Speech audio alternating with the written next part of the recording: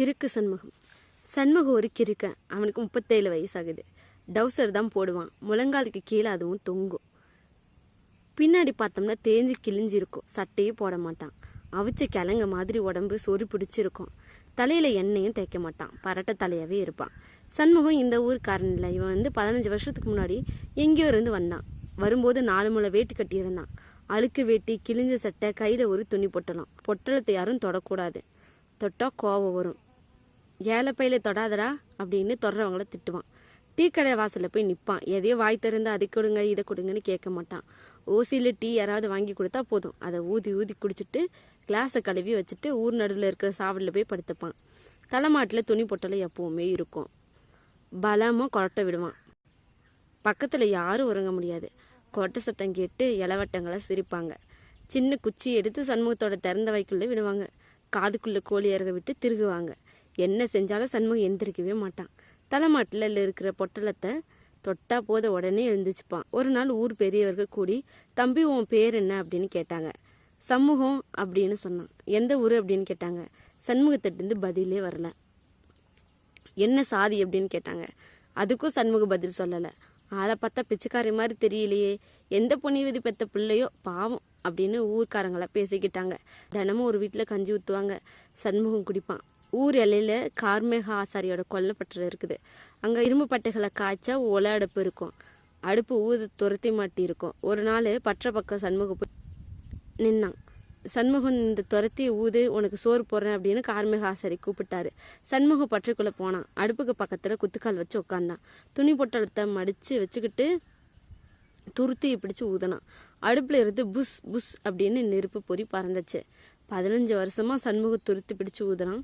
இரும்பு வேலைக்கு வெள்ளை வேட்டி ஒத்து வரல. அதனால ஆசாரி ஒரு காக்கி டவுசரும் தச்சு கொடுத்துட்டாரு. கார்மக ஆசாரியோட பொஞ்சாதி பேர் அன்னக்கிளி. குழந்தை கிடையாது. சண்முகத்தை தான் அன்போடு பார்த்துப்பாங்க. சண்முகத்தை குளிக்க சொல்லுவாங்க. குளிக்க மாட்டான். எண்ணெயும் தேய்க்க சொல்லுவாங்க. எண்ணெயும் தேய்க்க மாட்டான். முடி வெட்ட சொல்லுவாங்க. முடியும் வெட்ட மாட்டான். தட்டு நிறைய எவ்வளோ சோறு போட்டாலும் சாப்பிட்ருவான். ராத்திரி பட்டரில் போய் படுத்துப்பான். சண்முகத்தை தெருவில் பார்த்தா சின்ன பசங்களா கேலி செய்வாங்க. கிறுக்கு சமூகம் அப்படின்னு தான் கூப்பிடுவாங்க. பின்னால் கூடி முதுகில் அடிச்சுட்டு ஓடிடுவாங்க.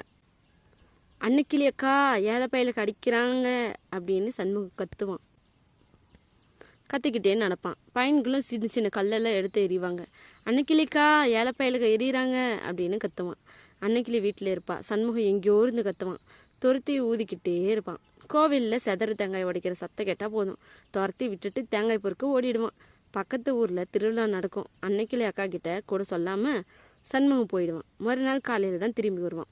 அன்னைக்கிளிக்கு சீனி மிட்டாய் வாங்கிட்டு தந்துடுவான். மார்கழி மாதம் முருகன் கோயிலுக்கு பூஜை நடக்கும். சுண்டல் பொங்கல் எல்லாம் தருவாங்க. வரிசையில் ஆளாக சண்முகம் தான் நிற்பான். பல்லும் விளக்க மாட்டான், குளிக்க மாட்டான். பட்டையாக திருநீர் பூசியிருப்பான்.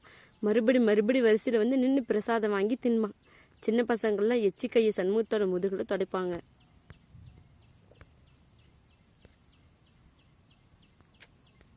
அன்னைக்கிளி அக்கா ஏழை பையன் எச்சியை துடைக்கிறான் அப்படின்னு கத்துவான். சண்முகம் இருக்கிறனால ஊருக்குள்ள கலகலப்பும் சந்தோஷமும் இருந்துச்சு. ஊர் சனங்கள்ல ஒருவனா சண்முகம் ஆகிட்டான். சண்முகத்தோட தலைமுடி, தாடி, மீசை, பல்லு எல்லாம் நீளமா வளர்ந்துச்சு. குழந்தைகள் பார்த்தா பயப்படும். அந்த அளவுக்கு வளர்ந்துருச்சு. குழந்தைங்க அழுகாத கிறுக்கு சமூகத்துக்கிட்ட பிடிச்சி கொடுத்துருவேன் அப்படின்னு தாய்மார்கள் எல்லாம் பயமுறுத்துவாங்க. 2 வருஷமா மழையில எந்த ஊர்லயும் திருவிழா கிடையாது. பஞ்சம் சனம் கொஞ்சமா வெளியேறிச்சு.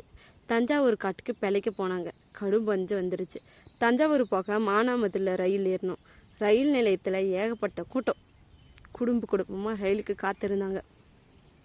ரயில் வர நேரம் இருந்துச்சு. ஒரு குழந்தை வீர் வீர் அப்படின்னு கத்துச்சு. இந்த அழுகாத கிறுக்கு சமூகத்திட பிடிச்சு கொடுத்துருவேன் அப்படின்னு அந்த குழந்தையோட தாயார் அதட்டினாங்க.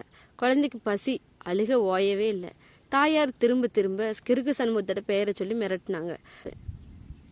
தாயாருக்கு பக்கத்துல ஒருத்தர் நின்னாரு. கதர் வெட்டி கதர் சட்டை போட்டிருந்தாரு. கையில ஒரு மஞ்சள் துணிப்பை இருந்துச்சு. பார்க்க பெரிய மனுஷரா தெரிஞ்சாரு. ஏமா நீங்க எந்த ஊரு அப்படின்னு கேட்டாரு. பெருநாளி அப்படின்னு தாயை சொன்னதும், கிறுக்கு சண்முகம்னா யாருமா அப்படின்னு கேட்டாரு. எங்க ஊர்ல ஒரு கிறுக்கு இருக்கு, அது பேருதான் சண்முகம் அப்படின்னு சொன்னா அந்த தாய். எந்த ஊரும் தெரியல, எங்கள் ஊருக்கு 15 வருஷமாச்சு அப்படின்னு சொன்னா அந்த தாய். பெருநாளில் சமூகத்தை எங்கே பார்க்கலாம் அப்படின்னு கேட்டார். கோமணம் கட்டாத சிறு பிள்ளை கேட்டால் கூட கிறுக்கு சமூகத்துக்கு தெரியும் அப்படின்னு சொல்லிட்டு முகத்தை திருப்பிக்கிட்ட அந்த தாய். அந்த பெரிய மனுஷர் பெருநாளைக்கு கார் ஏறினார். பெருநாளையில் கிறுக்கு சண்முகத்தை எல்லாருக்கும் தெரிஞ்சிருந்தது.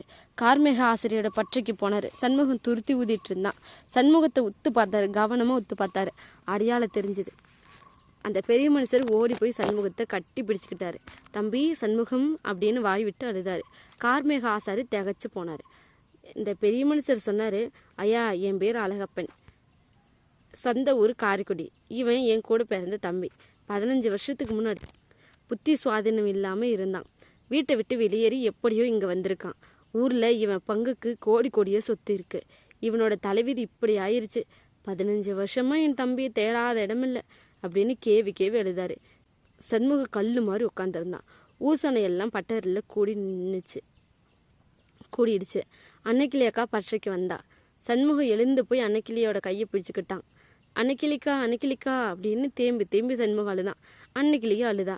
கார்மேக ஆசாரி உட்கார்ந்தபடியே அழுதாரு. சண்முகத்தோட அழுக ஓயவே இல்லை. சண்முக கோடீஸ்வர வீட்டு பிள்ளை, அவன் ஏன் இங்கே கிடந்து கஷ்டப்படணும், செட்டியாரோட அனுப்பி வைக்கிறது தான் முறை அப்படின்னு ஊர் பெரியவங்கள சொன்னாங்க. சண்முகத்தை முடிவிட்டு சொன்னாங்க. மாட்டேன் அப்படின்னா 4 சின்ன பசங்க பிடிச்சு அமுக்கி வச்சுக்கிட்டாங்க. அவனை தலைமுடி, தாடி, மீசை எல்லாத்தையும் எடுத்தாங்க. உடம்பு நிறைய எண்ணெய் தேய்ச்சாங்க. கோவில் கிணத்துல உட்கார வச்சு கொடமாக தண்ணீர் ஊற்றி குளிப்பாட்டினாங்க. புது வேட்டி புது சட்டை மாட்டி விட்டாங்க. சண்முகம் அழகா இருந்தான். அன்னைக்கிளியை தட்டு நிறைய சோறு போட்டான். சண்முகம் அழுதுகிட்டே சாப்பிட்டான். ஊசனை எல்லாம் அன்னைக்கிளி வீட்டுக்கு முன்னால் கூடி இருந்துச்சு. அழகப்ப செட்டியார் வீட்டுக்குள்ளே போனார். கார்மேக ஆசாரியையும் அன்னைக்கிளியையும் கூப்பிட்டாரு. மஞ்சள் துணி பைக்குள்ளே இருந்து கட்டுக்கட்டா ரூபாய் நோட்டுகளை எடுத்து தப்பா நினைக்க கூடாது அப்படின்னு நீட்டினாரு. வேணாம் ஐயா வேணாம் அப்படின்னு வாங்க மறுத்துட்டாங்க அவங்க. 4:30 மணிக்கு பஸ். எல்லாரும் பஸ் நிலையத்துக்கு வந்தாங்க. சண்முகம் அழுதுகிட்டே வந்தான். சின்ன பிள்ளைங்க எல்லாம் சண்முகத்தோட கையை பிடிச்சிக்கிட்டே வந்தாங்க. பெண்கள், குழந்தைகள், பெரியவர்கள் அப்படின்னு எல்லாருமே சண்முகத்தை சுற்றி நின்றுட்டாங்க. அன்னைக்கிளி அக்கா சண்முகத்துக்கு பக்கத்துலேயே நின்னா. ஒரு கொட்டா நிறைய சீனி மிட்டாய் வாங்கி கொடுத்துருந்தா. சின்ன பிள்ளைங்கள சண்முகத்தை தொட்டு பார்த்தாங்க. பஸ் வந்துச்சு. அன்னைக்கிளிக்கா அப்படின்னு சண்முக கூப்பாடு போட்டு அழுதான். அன்னைக்கிளி அழுதா. கார்மேக ஆசாரி அழுதாரு. ஊர் சனமெல்லாம் அழுதுச்சு. அழகப்பன் செட்டியாரும் அழுதாரு.